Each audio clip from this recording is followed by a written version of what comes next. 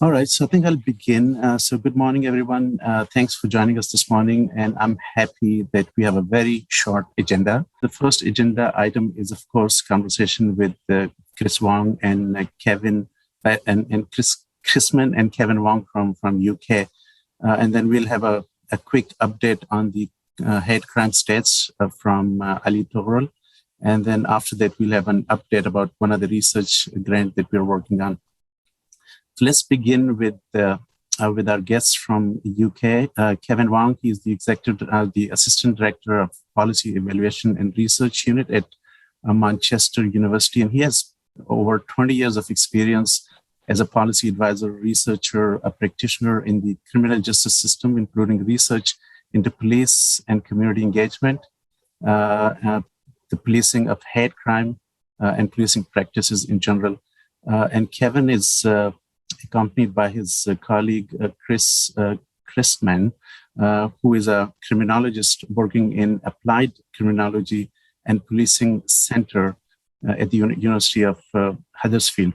So welcome to both of you, and I'll just pass it on to you with that context that I've provided to our partners already, that there's a need here that's been identified by the community members as well as the frontline staff, that for a variety of reasons, those community members are not feeling comfortable reporting hate crime to the police. So the question was that whether we can have some alternative mechanism to make them feel comfortable reporting their experiences. So one suggestion was that if we have some alternative third-party hate crime reporting centers in town, then that would be helpful. But we couldn't just take a start without any prior knowledge and experience or lessons from elsewhere. So I did some background research here in Canada.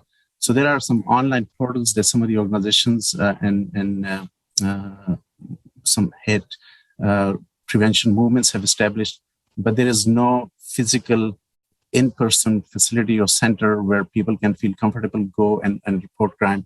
So given the interest of some of the frontline organizations here and staff in this particular area, and having a little bit of conversation with our police as well, which is willing to support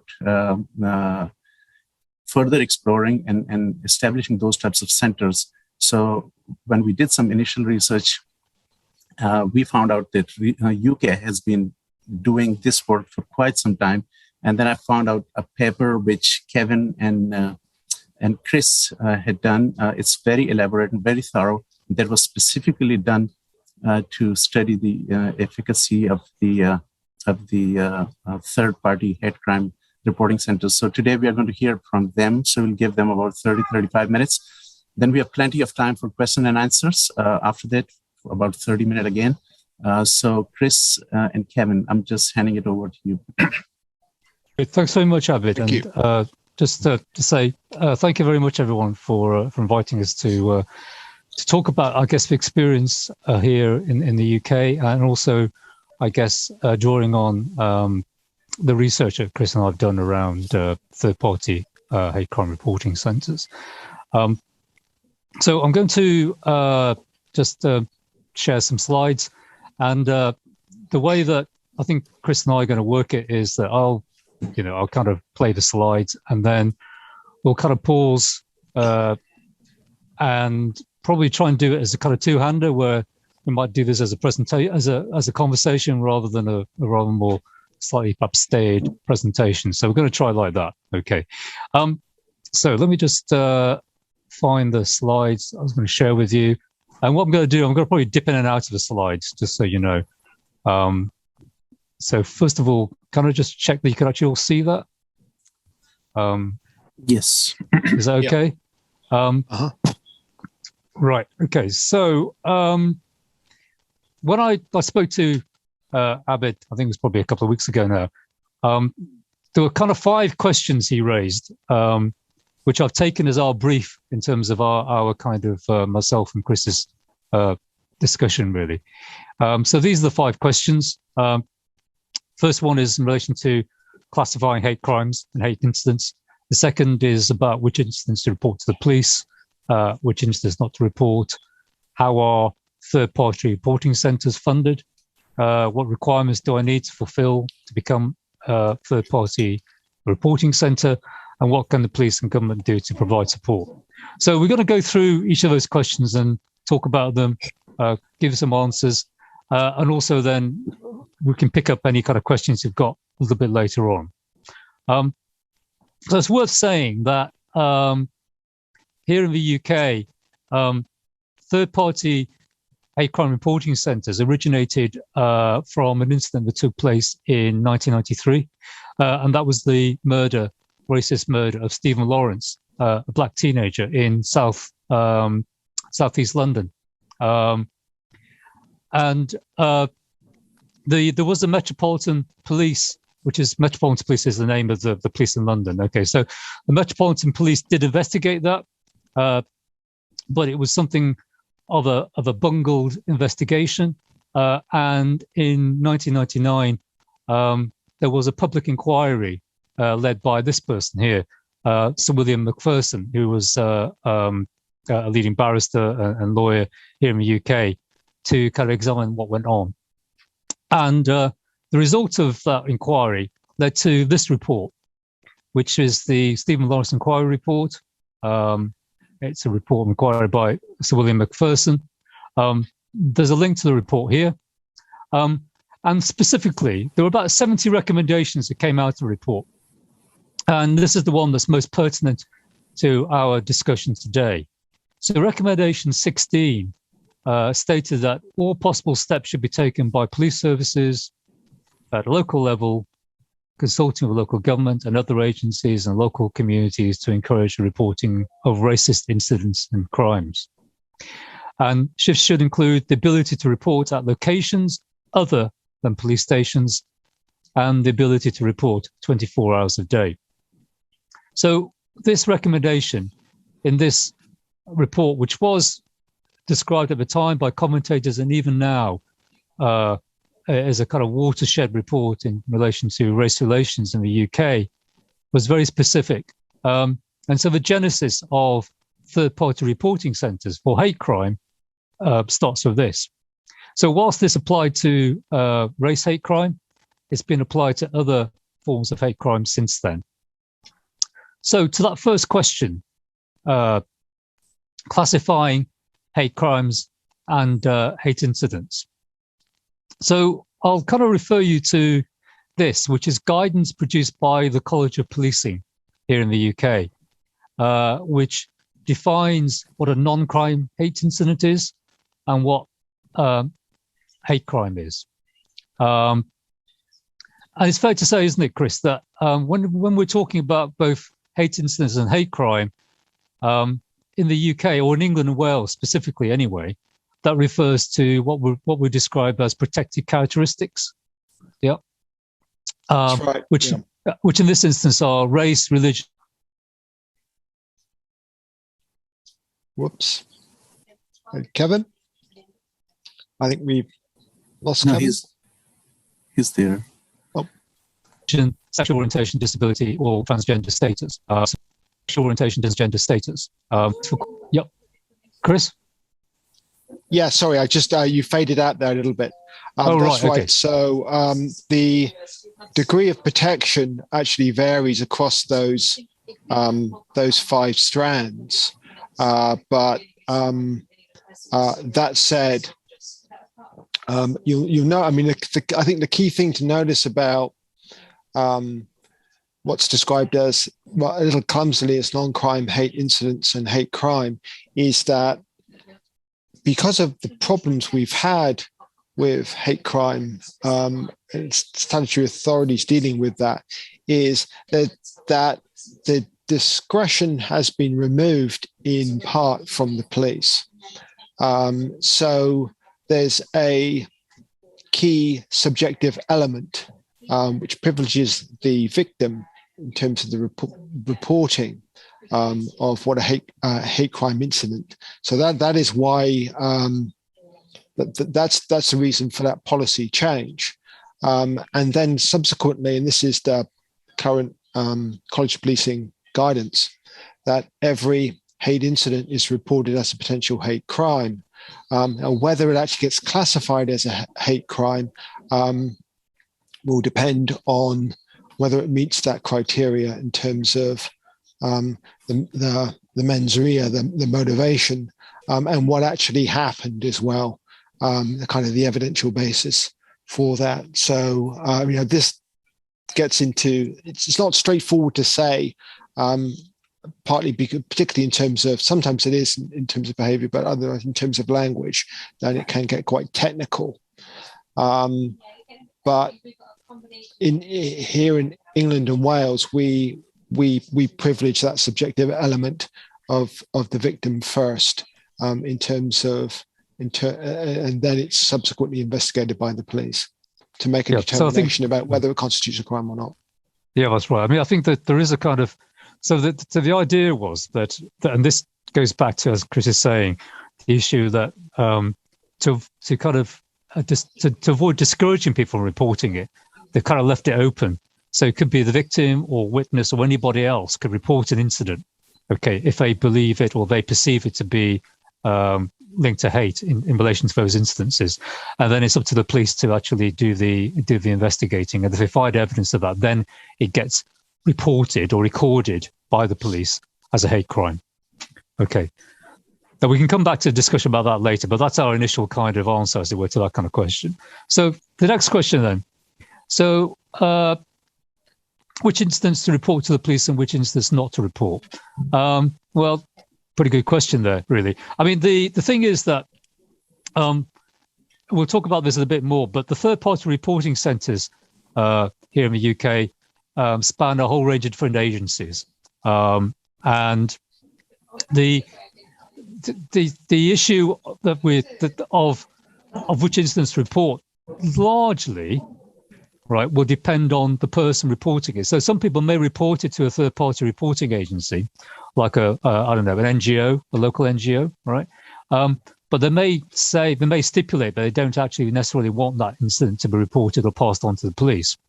Now, that's not to say that arguably the agency shouldn't record it in terms of, something that they've received, and that they, to some extent, may record that as a number, that, this is another instance reported, it's related to, I don't know, disability hate crime, and then they may aggregate that as part of data they then pass on to the police or to any other official body. But the issue about what to report, generally, in terms of whether that onward reporting to another official body, is generally left at the discretion of the person reporting in the first place, the victim or the witness. Okay. And again, we'll be happy to take some kind of questions on that in a bit more detail in a moment. So in relation to how are third-party reporting centres funded, so this is an example, I guess, of, these are examples of various agencies that act as third-party reporting centres. So this organisation, Tell Mama, is a national body, as you can tell, that takes reports principally in relation to kind of anti-Muslim hate crime. This agency here, Stop Hate UK, takes reports across the whole range of different hate crime types. Okay, this agency focuses on the Jewish community, and then we have this online reporting system here, which is something called True Vision. Okay, which is run by the police.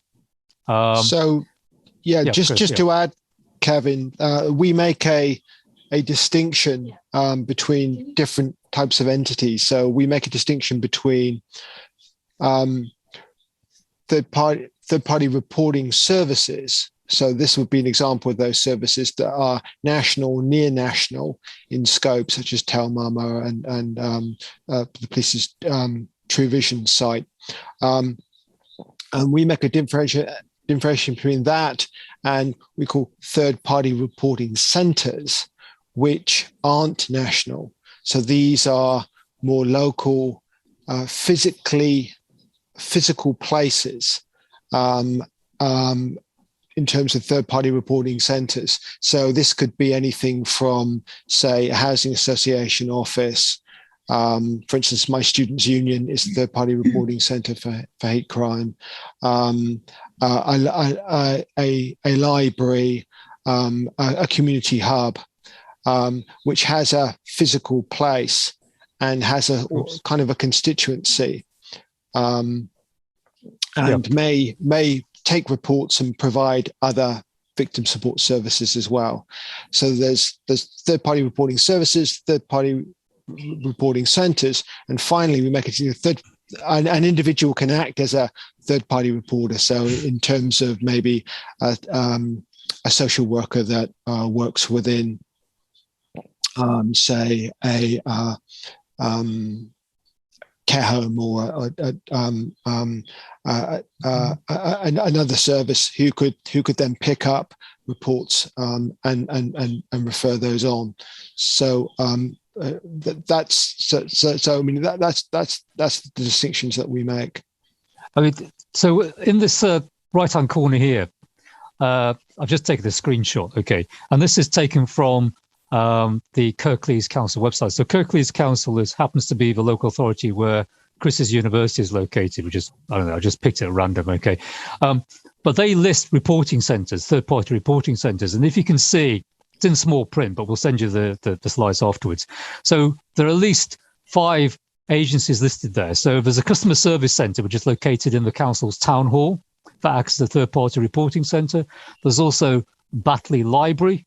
So a library can act as a third-party reporting centre. There's another library here, Clackeaton, another library, and there's the Kirklees Neighbourhood Housing Office, which acts as a third-party reporting centre. So the thing to bear in mind is that in the UK, we have something of a mixed economy in terms of third-party reporting. So some are services that are dedicated, and that's all they do, such as Tell Mama, the Community Security Trust, and also Stop Hate UK. And then you have these other organisations that do it as part of the services they provide. Okay, right? And the reason why for us to describe this is that these organisations, such as the library, the housing office, won't receive any additional money to do that. They'll do that as part of the funding they've already got. This organisation down here, Stop Hate UK, and also Tell Mama.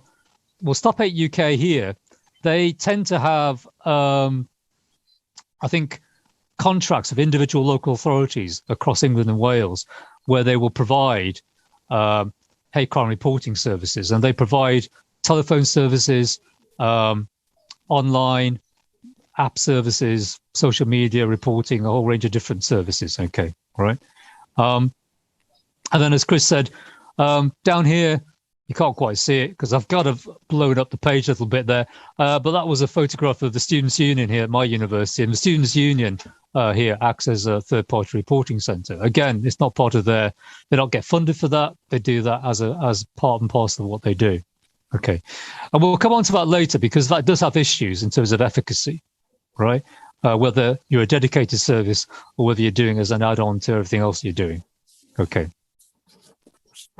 And I should say that the funding sources vary. So they could get funded directly through a service level agreement from a local authority, or they could get funded from a service level agreement with what we have here, police and crime commissioners. Okay, the commission services for victims in relation to preventing crime. Some may get a charitable funding from charitable sources to do that. And then every so often, the central government may put out a fund to maybe pilot some kind of reporting service, right? For example, there was a few years ago, I think 2011, they put out a fund where they were asking agencies to bid in for money to set up pilot third-party reporting centres. Okay.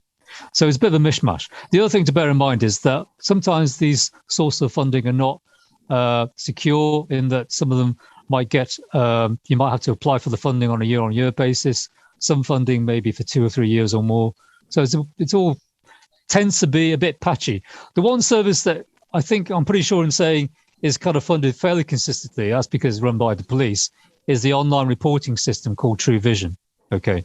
But everything else tends to be, I think, a bit more it's characterized by insecure funding, isn't it?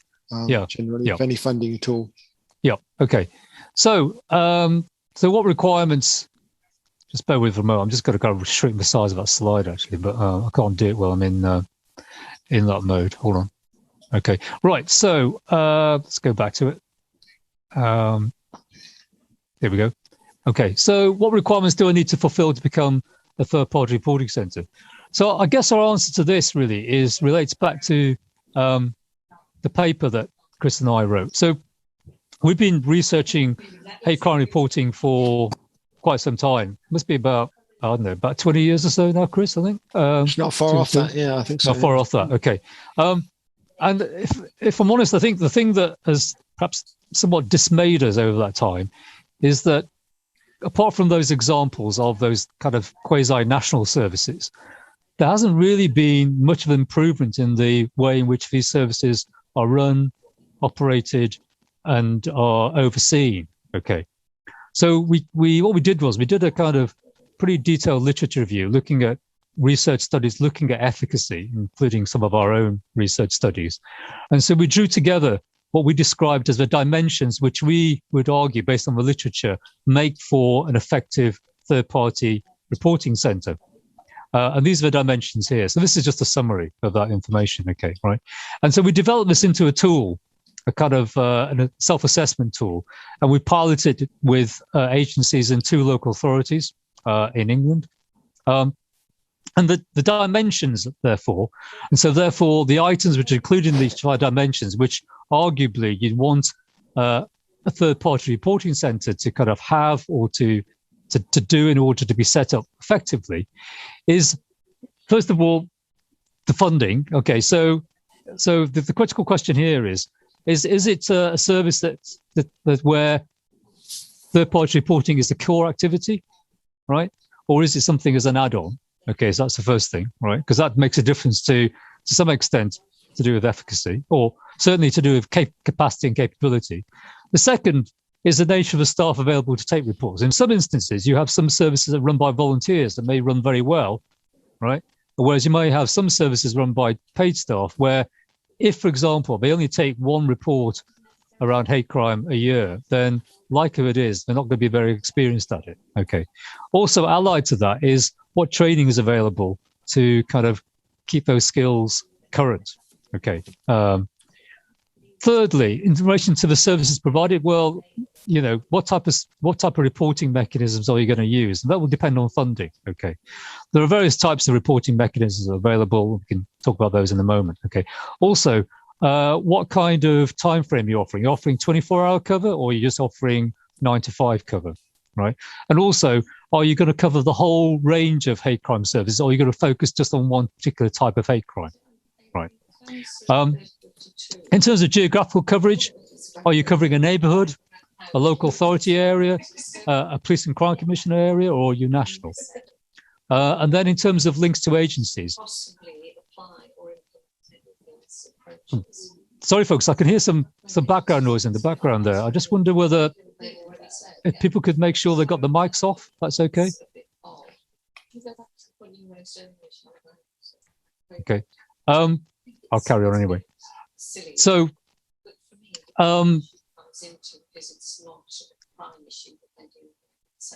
so we've got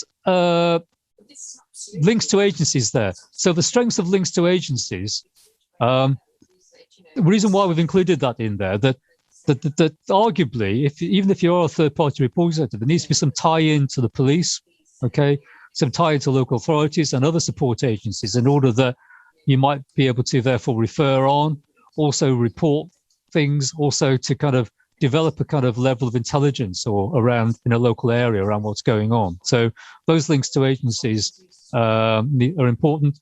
Also, I guess, making sure that there's some management data available. So you actually make a count of the number of reports taken, and also that you look at, well, what proportion of reports are then converted to clear actions, whether it's referral on to other agencies, whether it's about providing support, whether it's about reporting to the police or any other local, of any other kind of agency. As I say, so this is these are the kind of things that we think are important based on our review of the literature. Okay, and what we've done is we've kind of distilled that into a kind of an assessment tool that can be used. Okay, And we can talk about that in a bit more detail. And then final question, what can the police and government do to provide support? Well, our take on that really is it's about looking to address the barriers to reporting. And so what we've included here, and this is something we've recently kind of looked at and developed, and we're due to submit this as a paper to a journal, is we've done some thinking around both the barriers in relation to social context around reporting, but also we've looked at it in a slightly kind of left field way in relation to kind of complexity theory. I won't kind of go bore you with the detail about that, but just to say that in terms of it's worth thinking about, well, what are the barriers to reporting? And therefore, what can the police and local government do to kind of reduce those barriers? Okay, right? And some of it might be, some kind of procedural stuff. It might be about systems or processes that don't enable that. It might also be about, well, okay, what training do the police have in terms of dealing with incidents? So it's all very well, let's say, you increase the number of incidents get reported to the hate crime centres. If you then pass them on to the police then have to deal with that. And so do the police have adequate training to deal with those kind of issues, right, in a sensitive and appropriate manner? Okay. So I'm conscious that I want to kind of keep this to half hour. Sorry, Kris, did you want to add anything at this point, or is that okay for now? Yeah. No. I think, of course, the whole purpose of third-party reporting centres is to increase reporting. So you need to be addressing those many barriers to reporting that we've highlighted. Okay. Yeah. So some things to reflect on. Okay, and these are sort of questions for you to kind of consider. Okay. First of all, I mean, you've obviously done some analysis and thinking around this, but it's worthwhile maybe just taking a step back and understanding the problem you're trying to solve. I mean, why do you want third-party reporting centres? I know it sounds like an obvious question, and you probably know the answer to that, but it's worthwhile just stepping back and thinking about that. Okay. The second thing there is about, well, one of the reasons for having third-party reporting centres in the UK is this idea of trying to attain some kind of holy grail of reporting, which is the full reporting of hate crime, because we recognise it's underreported here. I'm sure it's underreported in Canada also. Okay, but importantly, if everyone were to report absolutely everything, are there actual sufficient resources to deal with that?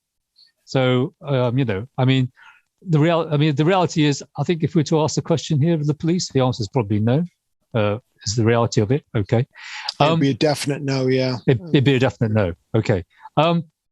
Also, the other thing in terms of thinking about hate crime is that we've outlined in the blurb earlier on about there being those protected characteristics. So hate crimes in the UK relate to race, religion, disability, sexual orientation, and transgender. However, there is currently a law commission review looking at that to see whether or not that hate crime should also be expanded to include misogyny, alternative subcultures, and there's a link there because there was a young woman who was murdered. I don't know, maybe a decade ago. I think Kris, somewhere around Greater Manchester. She was a goth, okay, an emo, and she was kind of attacked because she represented a kind of alternative subculture. So that's there also in the mix. Also older people as well. There's an issue around that. So when you start on this kind of road, thinking about hate crime, the thing to bear in mind is the only way around this is a widening expansion of those different categories. Okay, right. That's what's happening in the UK anyway. The other thing in terms of third-party reporting centres is, going back to the question of why do you want them, is that there is something about the expressive nature, I guess, of third-party reporting, i.e. that this signals that as a local authority, as the police, as a coalition, as a partnership, that this is an important issue for your area, for your citizens, for your locality, and therefore you're doing something about it. Okay, right? And we've been involved in evaluations of third-party reporting centres where, for example, there's a local authority we did some evaluation work in, and they set up third-party reporting centres. They had a big launch, And then I think we evaluated where they were at maybe 3 or 4 years later. Okay, right?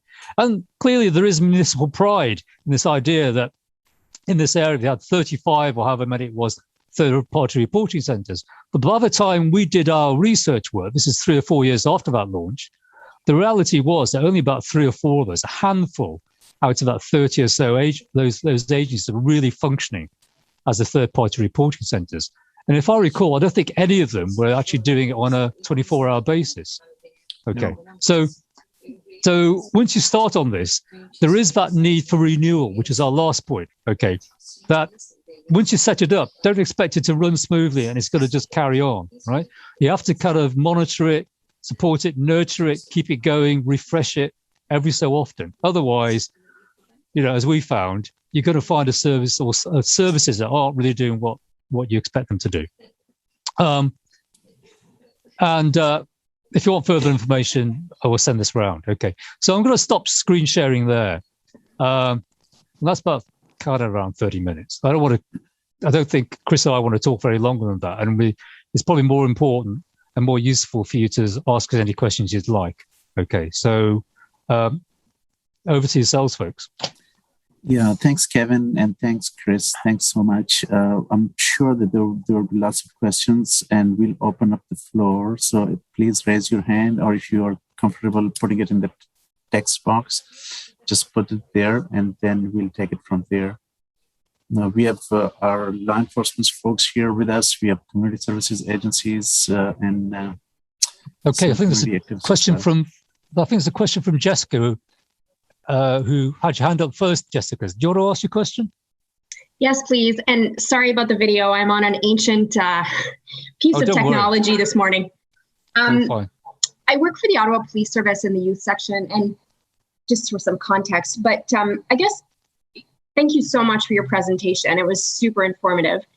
It leaves me with 2 questions that I'm curious about.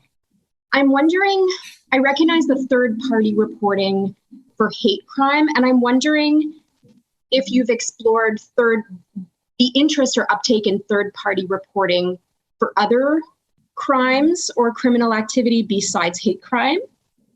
So I'm interested in that third-party reporting piece. And the second question is, and I don't think you spoke about it, but the concern is when you set up reporting mechanisms for anything, that you then have support systems in place for those who come forward. And so my sense is here in Ottawa, we're not necessarily resource rich on supports for individuals who are victims of hate crime, or for that matter, perpetrators of hate. Because, arguably they need some resources as well. So, what part does that play in ensuring that prior to setting up reporting centers, that you actually ensure your community has some supports in place? So those are the 2 questions. Thanks. Okay, so to answer the first one, so I guess that in the UK, what we probably do have as kind of, although I'm not sure it's not referred to as third-party reporting, the equivalent here would be around domestic violence, I would say, would be where we see a sort of similar type of reporting mechanism or system or services set up. Okay, right. But I don't think it extends much beyond domestic violence and hate crime here in the UK. To answer the second question about support, you're absolutely right. I mean, we kind of didn't mention it, but clearly I think there's a presumption there that if you are going to have reporting, then you need to be able to provide some kind of support. And one of the issues, therefore, is that, okay, if you make a library reporting centre, okay, they're not going to have support available at the library, so therefore you're going to have to refer that person on somewhere else. Okay, so arguably, right, you might say that the reporting works better, reporting and support works better where both can be provided at the point of contact, right? So some of those agencies we put on there, Stop Hate UK, Tell Mama, all of those provide support as well as take the report. So it's not just about kind of leaving the person high and dry. Okay. I'm conscious there's another question there, but I'm just going to let Kris kind of come in on that. In addition to, I agree with everything that Kevin's just said. In addition, here in England and Wales, we have something called victim support, which is a national victim service as well. So there is the opportunity for those individual third-party reporting centres to refer people to victim support as well for additional support.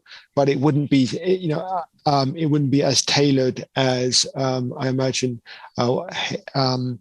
Stop Hate UK and the other national services are able to provide. In part because if you one of the things that they're quite good at is having those conversations, and sometimes people either are reluctant to report, or there needs to be a certain amount of teasing out about what happened and understanding what happened, and a certain amount of encouragement to make a report.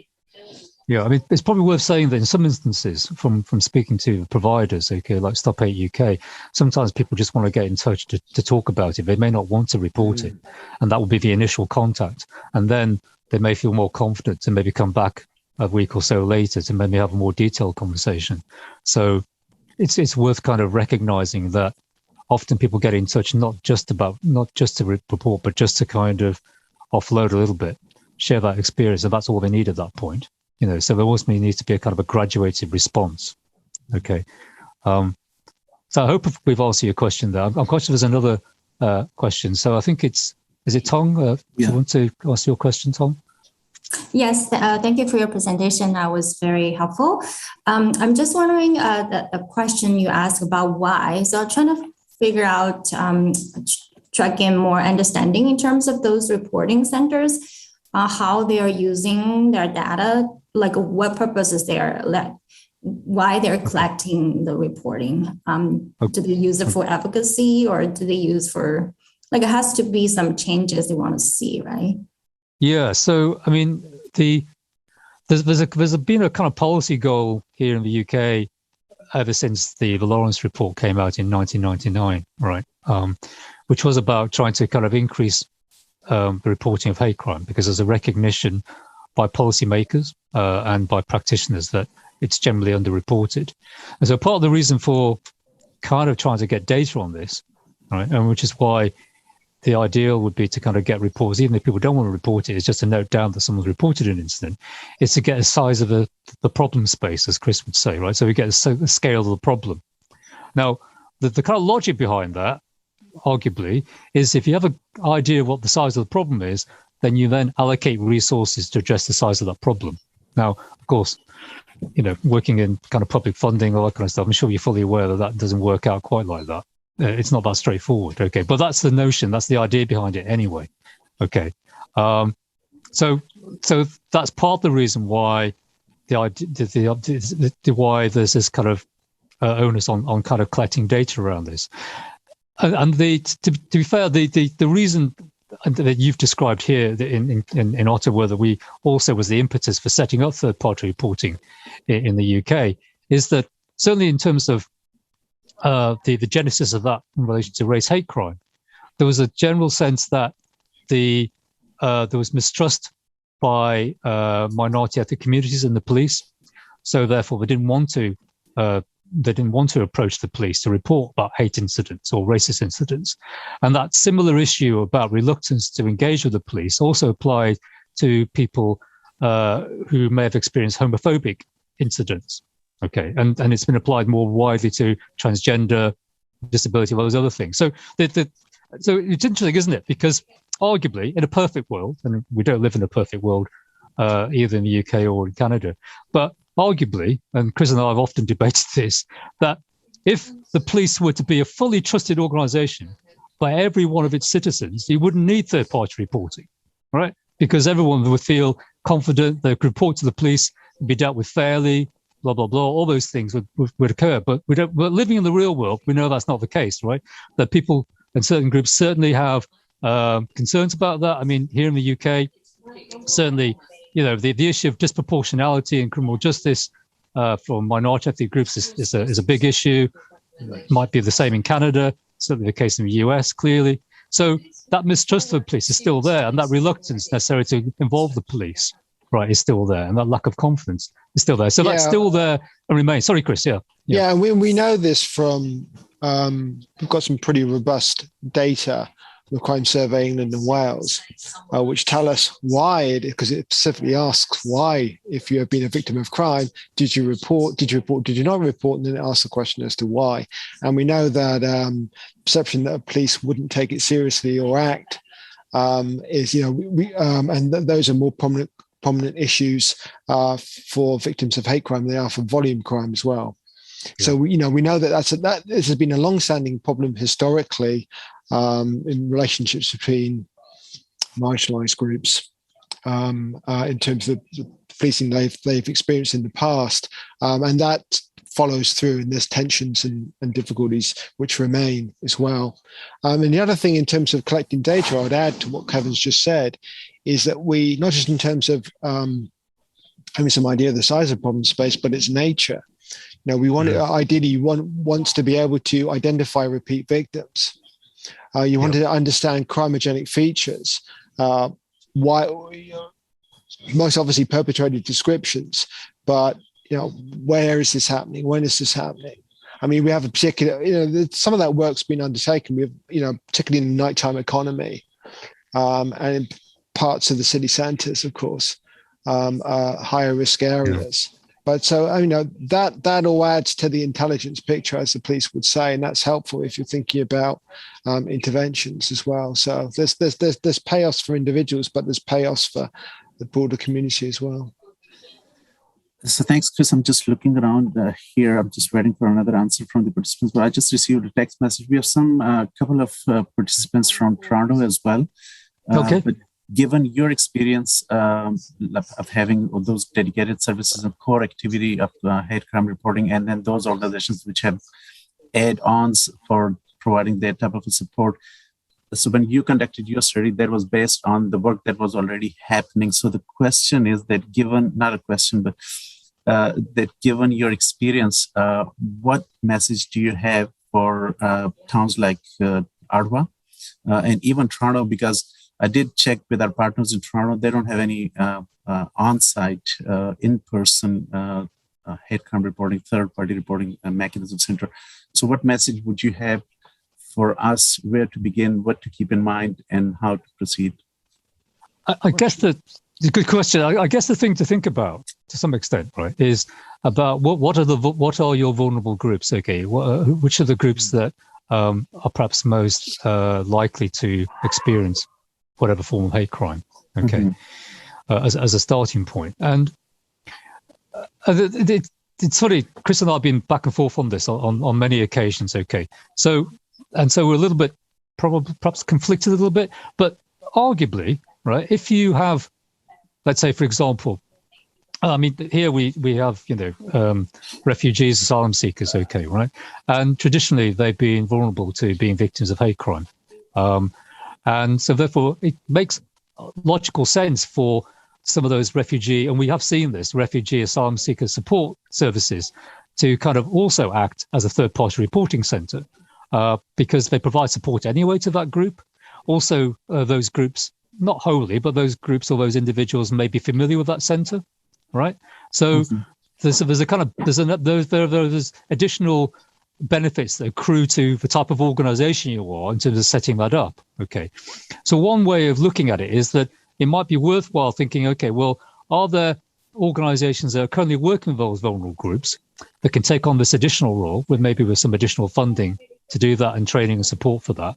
But then equally, I think your issue is you're talking about thinking about having in-person services. So those would be the kind of in-person services that will work probably the best, because they're services that are trusted by those groups. It could be the LGBT support group that could act in that way, right? Or we have here race equality councils that could act in that way. So that they could sort of double up on that. But then equally, there is a place in some instances for that kind of remote reporting, either by telephone or by apps or by those other things, right? And again, but that's a different type of service, because they'll still provide support, but that again probably would need to be resourced slightly differently. I mean, the critical thing about this is about how much resourcing can you kind of muster to make it work effectively, right? You know, and I know that there's no kind of there's no bottomless pit in terms of budgets for that, but it's about, well, how much resource you need to kind of provide an adequate level of service, both in terms of taking the reports, doing the reporting, providing the support, but also importantly pulling together that data. And also, they're also therefore begs the question that suggests that there needs to be some kind of a coordinating role to oversee some of this and pull it together and to monitor that and support that and make it happen, right? Because otherwise, without that oversight, you don't have a sense of what's going on. Okay, and also you're therefore not able necessarily to maybe kind of reallocate resources or whatever it is. So I noticed there's a question here from Mariam. Mariam, do you want to ask your question? Hi, yes. Thank you so much for your presentation. That was very helpful. I was wondering, do the third party reporting centers in the UK act as a bridge between the victim and police? Do they sometimes act as like the mediator to like prevent marginalized folks from having to directly interact with the police? Yeah, no, that's a very good question. I mean, they do have that role. I mean, for example, we did a piece of work a while ago now, but so one of the marginalized groups were the kind of Roma Gypsy traveller community here in the UK. And there was one key person working as a kind of community worker who was from that community, who acted as a kind of as a bridge really to the police, because in that community they very much mistrust the police, right, because of historic policing methods. Okay, and so often those agencies or that person can act as a bridge to maybe enable that liaison, but also to kind of bridge that gap. But also importantly, they often they'll get involved in maybe providing police training for officers, so that officers are more sensitized or are better able to deal with those issues in those communities in a more appropriate manner. There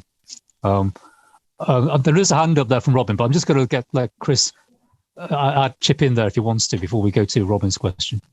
Yeah, it's a complicated problem in terms of barriers as well. I mean, Kevin mentioned the work we did with the travellers and gypsies, and what we found that there were informal gatekeepers as well to the criminal justice system, because there were many instances where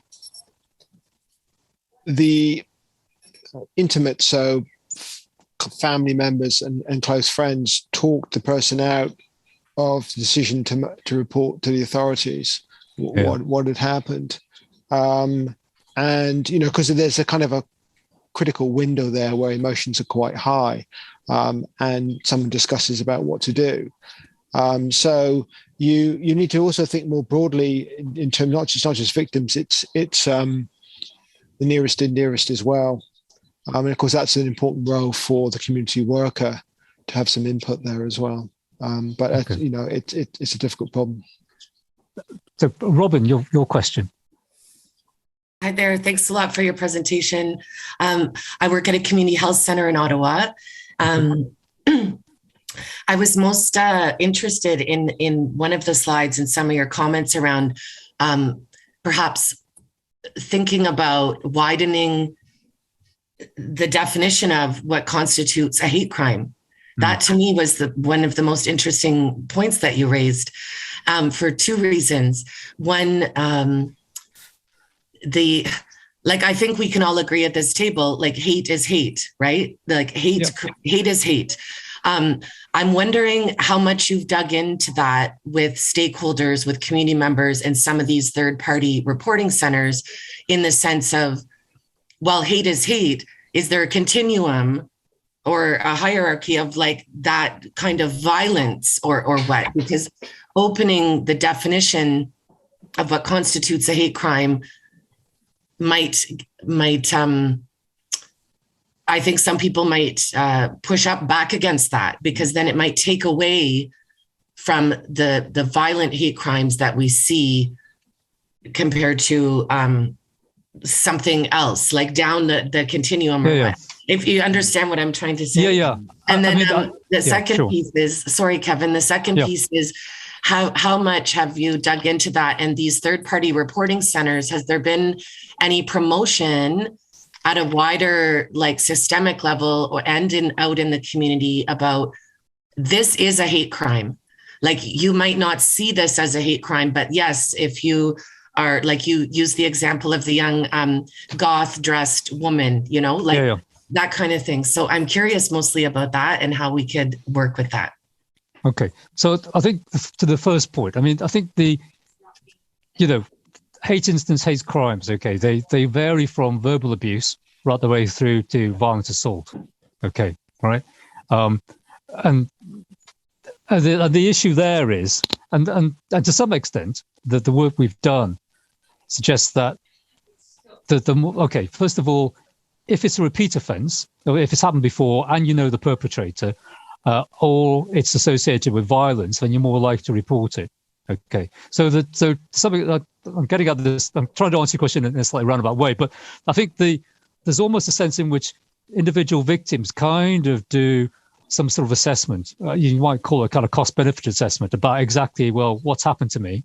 Is it worth my while reporting it? Okay, right. Now, the issue is, go back to the point about wider promotion, what hate crime is.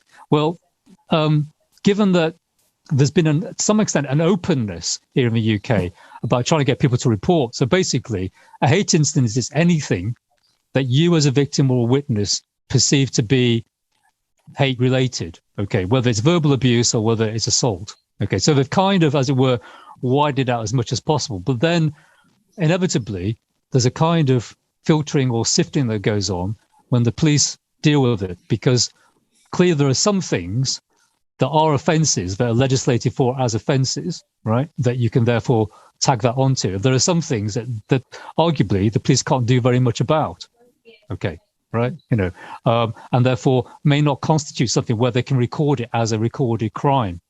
So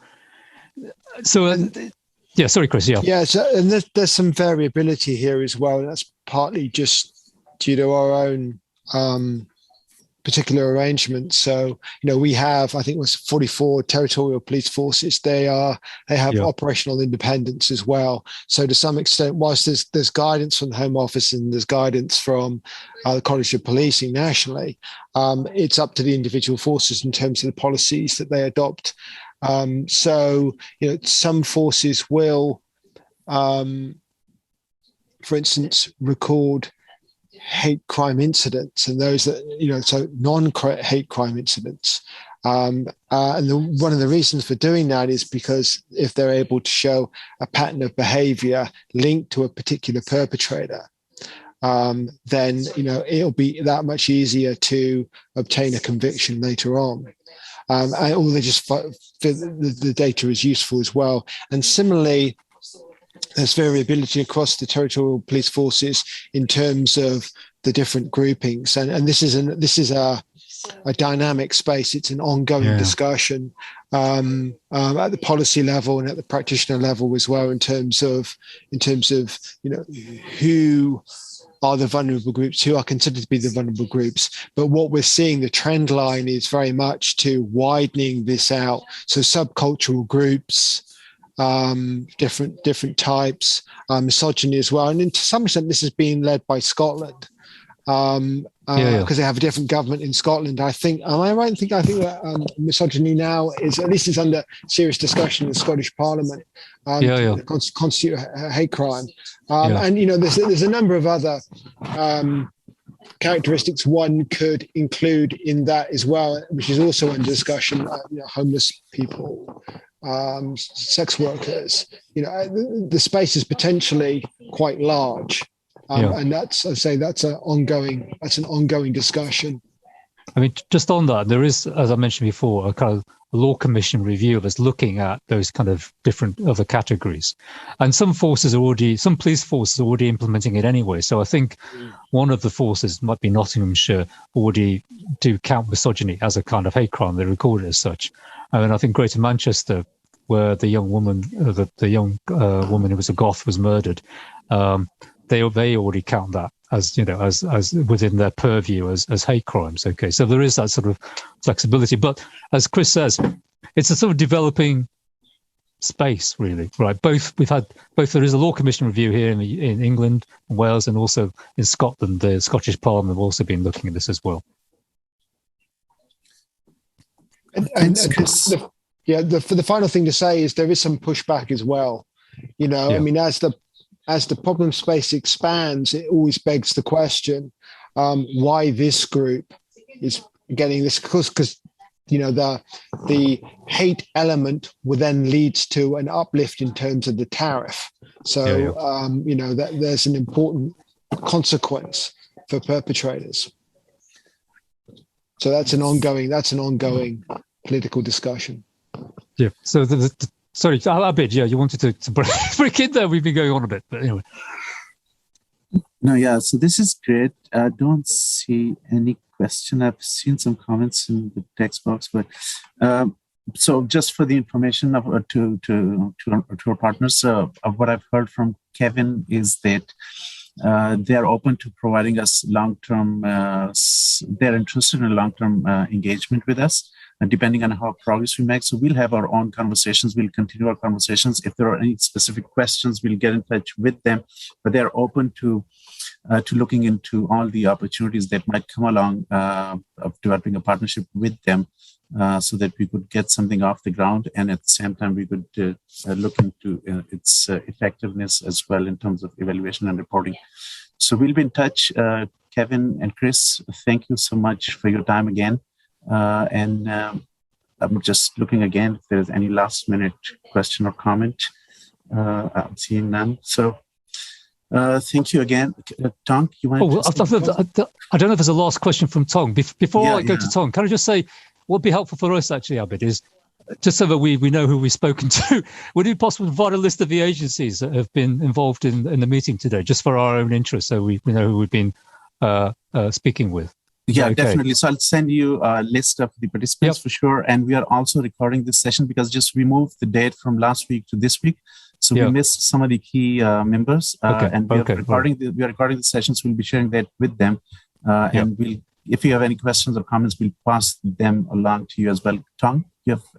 Yeah, it's just for you, Abid. Are you able to share the link for the recording? I know there's a large network who will be interested too. I'll be sharing the recording because quite a few members couldn't join us today because we moved the meeting from the 27th to November 1st. So with that, Kevin and Kris, if there's any last word from you, otherwise...